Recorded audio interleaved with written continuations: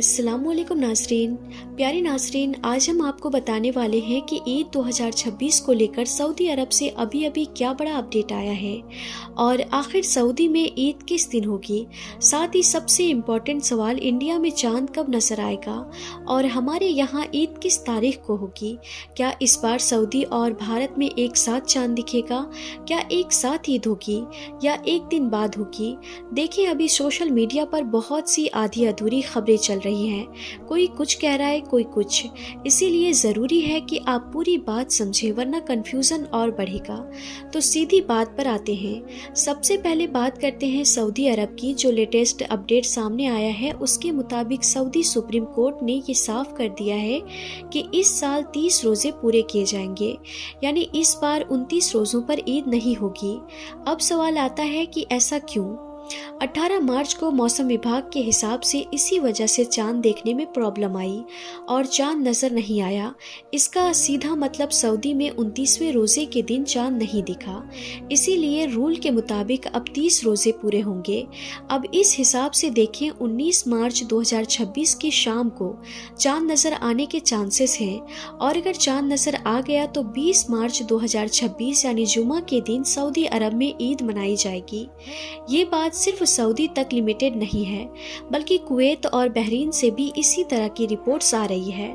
अब यहाँ एक इम्पॉर्टेंट चीज समझें। लोग अक्सर एक गलती करते हैं, जो तारीख सुन ली उसी को फाइनल मान लेते हैं। लेकिन हकीकत क्या है? ईद की तारीख कभी पहले से 100% कंफर्म नहीं होती।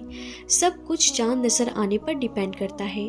तो जो अभी तारीख बताई जा रही है वो एक्सपेक्टेड है, फाइनल नहीं। अब आते हैं सबसे ज़रूरी हिस्से पर। इंडिया, पाकिस्तान, बांग्लादेश में क्या होगा? एक छोटी सी ज़रूरी बात यहाँ समझ लें। क्या कभी ऐसा हुआ है कि सऊदी और इंडिया में एक ही दिन ईद हुई हो? उसका जवाब है हाँ, हुआ है, लेकिन बहुत कम बार।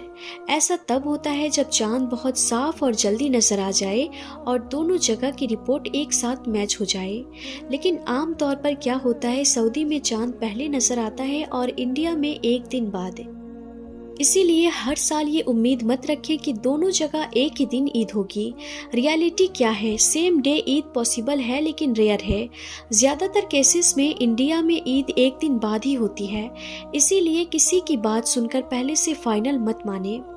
ईद का फैसला चांद पर डिपेंड करता है, कैलेंडर या अंदाज़ा नहीं। आपको पता है कि आमतौर पर हमारे यहाँ सऊदी से एक दिन बाद चांद नजर आता है।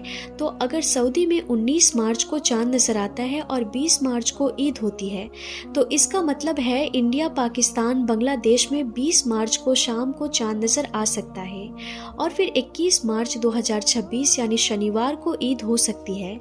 लेकिन फिर वही बात, इसे फाइनल मत समझें। अगर मौसम खराब हुआ या चांद नजर नहीं आया तो चांद कमेटी क्या फैसला लेगी उस पर डिपेंड होगा। इसीलिए बेस्ट क्या है, ऑफिशियल चांद कमेटी का इंतजार करें और वायरल मैसेजेस पर भरोसा मत करें। एक और क्लियर अपडेट सुन ले। सऊदी सुप्रीम कोर्ट ने यह भी बताया है कि 18 मार्च की शाम को चांद देखने की कोशिश की गई थी, लेकिन चांद नजर नहीं आया। इसीलिए 30 रोजे पूरे करने का फैसला लिया गया। यानी अब सिचुएशन बिल्कुल क्लियर है। अब जरा दिल से सोचे, एक मोमिन के लिए ईद की खबर क्या होती है? सिर्फ एक त्योहार नहीं, बल्कि पूरे रमजान की मेहनत, सब्र और इबादत का इनाम होती है। लेकिन आजकल ईद का मतलब धीरे धीरे बदल रहा है। पहले सादगी होती थी, आज मुकाबला हो गया है। पहले शुक्र होता था, आज दिखावा आ गया है। और इसी चीज को समझाने के लिए मैं आपको एक ऐसा वाकया सुनाने वाली हूँ। ये कोई आम कहानी नहीं है, ये असली लीडरशिप, जिम्मेदारी और खौफ खुदा का एग्जाम्पल है।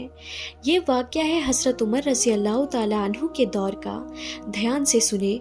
उस वक्त का जमाना है, ईद का चांद नजर आ चुका है और सुबह ईद होने वाली है।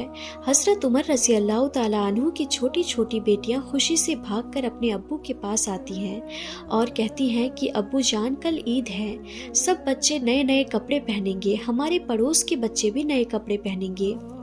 ہمیں بھی عید کے لیے نئے کپڑے لا دیجیے۔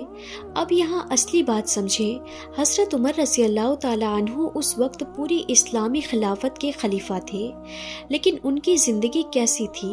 ان کی تنخواہ ایک عام مزدور کے برابر تھی، ان کے پاس کوئی نجی دولت نہیں تھی، اور بیت المال صرف عوام کے لیے تھا، یعنی طاقت تھی لیکن اپنے لیے استعمال نہیں کرتے تھے۔ اب جب ان کی بیٹیوں نے یہ بات کہی تو انہوں نے کیا جواب دیا؟ انہوں نے صاف منع کر دیا کہ میرے بچوں، میرے پاس اتنے پیسے نہیں ہیں کہ میں تمہیں نئے کپڑے دلوا سکوں۔ یہ سن کر بیٹیاں اداس ہو گئی اور اپنی والدہ کے پاس گئی اور وہی بات دوبارہ کہی کہ امی جان، ہمیں بھی نئے کپڑے چاہیے۔ ماں کا دل پگھل گیا، وہ جانتی تھی کہ گھر کی حالت کیا ہے، لیکن بچوں کی خواہش بھی دیکھ رہی تھی۔ پھر وہ حضرت عمر رضی اللہ تعالیٰ عنہ کے پاس آئی اور کہنے لگی کہ آپ اور ہم تو پرانے کپڑوں میں بھی عید منا لیں گے، لیکن یہ چھوٹے چھوٹے بچے ہیں، ان کا دل کیسے سمجھائیں؟ کم سے کم ان کے لیے تو نئے کپڑے لا دیجیے۔ اب یہاں ایک عام انسان کیا کرتا ہے؟ کوئی بہانہ بناتا ہے یا کہیں سے انتظام کر لیتا ہے، لیکن حضرت عمر رضی اللہ تعالیٰ عنہ کون تھے؟ وہ انصاف اور ذمہ داری کے مثال تھے۔ انہوں نے جواب دیا، تم جانتی ہو کہ مجھے بیت المال سے اتنی ہی تنخواہ ملتی ہے جتنی ایک مزدور کو ملتی ہے، اور اس میں اتنا نہیں بچتا کہ میں اپنے بچوں کے لیے نئے کپڑے خرید سکوں۔ اب یہاں ان کی بیوی نے ایک مشورہ دیا کہ اگر ایسا ہے تو آپ 1 مہینے کی تنخواہ ایڈوانس لے لیجئے اور بچوں کے لیے کپڑے خرید کر لا دیجئے۔ تو یہ سن کر حضرت عمر رضی اللہ تعالیٰ عنہ فرمانے لگے کہ میری بیوی، تم مشورہ تو اچھا دے رہی ہو، اب میں ایسا ہی کرتا ہوں۔ اس کے بعد حضرت عمر رضی اللہ تعالیٰ عنہ نے بیت المال کے کیشیئر کو ایک خط لکھا اور پھر اپنے ایک خادم کو اپنے پاس بلایا اور خادم سے کہا کہ تم بیت المال کے کیشیئر کے پاس جاؤ اور جا کر ان سے کہو کہ یہ خط امیر المومنین نے بھیجا ہے۔ پھر جب یہ خط بیت المال کا کیشیئر پڑھے گا تو اس کے بعد وہ تمہیں 1 مہینے کی تنخواہ ایڈوانس دے دے گا، وہ لے کر تم آ جانا۔ امیر المومنین یہ بات سوچ سوچ کر خوش ہو رہے تھے کہ وہ تو میرا خادم ہے، وہ تو میرے اس خط کو پڑھتے ہی مجھے 1 مہینے کی تنخواہ ایڈوانس میں دے دے گا۔ پھر حضرت عمر رضی اللہ تعالیٰ عنہ کا وہ خادم اس خط کو لے کر کیشیئر کے پاس پہنچا اور ان کے ہاتھ میں وہ خط دے دیا۔ اس خزانچی نے دیکھا کہ اس خط میں امیر المومنین نے لکھا تھا کہ کل عید ہے، میرے بچوں کے پاس میں عید پر نئے کپڑے نہیں ہیں پہننے کو، لہٰذا آپ مجھے 1 مہینے کی تنخواہ ایڈوانس دے دیجئے، اگلے مہینے کاٹ لینا تاکہ میں اپنے بچوں کے لیے عید پر نئے کپڑے خرید سکوں۔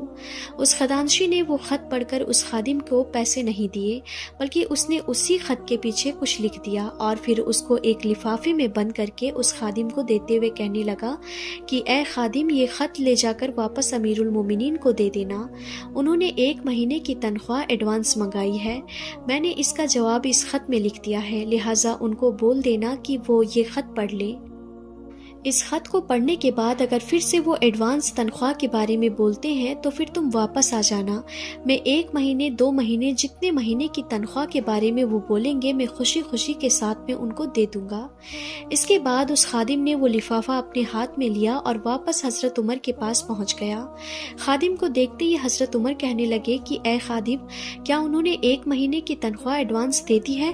تو وہ خادم کہنے لگا کہ اے امیر المومنین، پتہ نہیں انہوں نے اس لفافے میں کیا رکھا ہے، مجھ سے کہا ہے کہ اسے لے جا کر امیر المومنین کو دے دینا۔ حضرت عمر نے پھر وہ لفافہ اپنے ہاتھ میں لیا اور جلدی سے اسے کھول کر دیکھنے لگے۔ حضرت عمر نے دیکھا کہ اس لفافے میں انہی کا لکھا ہوا وہ خط ہے اور اس کے پیچھے کچھ لکھا ہے، جس کو پڑھتے ہی حضرت عمر کی آنکھوں میں آنسو آ گئے، کیونکہ اس کیشیئر نے خط کے پیچھے لکھا تھا کہ اے امیر المومنین، آپ کا حکم سر آنکھوں پر، آپ 1 مہینے کی تو کیا اگر 5 مہینے کی بھی تنخواہ ایڈوانس میں مانگتے تو میں آپ کو خوشی خوشی دینے کے لیے آزاد ہوں، یعنی کہ میں آپ کو دینے کے لیے تیار ہوں، مگر اے امیر المومنین، آپ نے خط میں لکھا ہے کہ میرے بچوں کے پاس میں عید پر نئے کپڑے نہیں ہیں، ان کو عید پر نئے کپڑے دلوانے ہیں، اسی لیے مجھے 1 مہینے کی تنخواہ ایڈوانس دے دیجیے، اگلے مہینے میں کاٹ لینا۔ لیکن آپ نے یہ نہیں لکھا کہ اگلے مہینے تک اگر آپ زندہ نہ رہیں، یعنی کہ خدا نخواستہ اگلے مہینے سے پہلے ہی آپ کا انتقال ہو جائے تو پھر ان پیسوں کو دینے والا کون ہوگا، یعنی کہ اس مہینے کی جو ایڈوانس تنخواہ آپ کے پاس میں جائے گی اس کو پھر واپس کون کرے گا۔ इस बात का जमानती कौन है? फिर इन पैसों को बैतुल माल में जमा कौन कराएगा? ये बात पढ़ते ही हज़रत उमर रज़ी अल्लाह ताला अन्हु घबरा गए। आप खुदा के खौफ से लरज़ उठे और कहने लगे कि ए खादिम, मुझे ये पैसे नहीं चाहिए। अगर आज मेरा ये कैसियर इतना समझदार न होता तो आज उमर हलाक हो जाता। इसके बाद हज़रत उमर ने अपनी बच्चियों से फरमाया कि ए मेरी प्यारी बच्चियों, ईद नए कपड़े पहनने का तो नाम नहीं है। आप अपने इन्हीं कपड़ों को धुलकर ईद पर पहन लो, आपकी ईद हो जाएगी। नाज़रीन, काश ये वाक़यात मोदी ने पढ़े होते, काश ये वाक़यात योगी को भी पता होता, तो उनको भी पता चलता कि इस्लामी हुक्मरानों की तारीख़ कैसी गुजरी है। क्योंकि ये तो 10-10, 20-20 लाख का सूट पहनकर अमेरिका के प्राइम मिनिस्टर का स्वागत करने वाले हैं। इन्हें क्या पता कि हुकूमतें कैसे चलती है। हुकूमत चलाना अगर सीखना है तो सीखो हज़रत उमर से, जिन्होंने कहा था कि अगर मेरे दौरे खिलाफत में दरिया के किनारे अगर एक कुत्ता भी भूखा मर जाए तो उसका भी हिसाब कल उमर को देना पड़ेगा।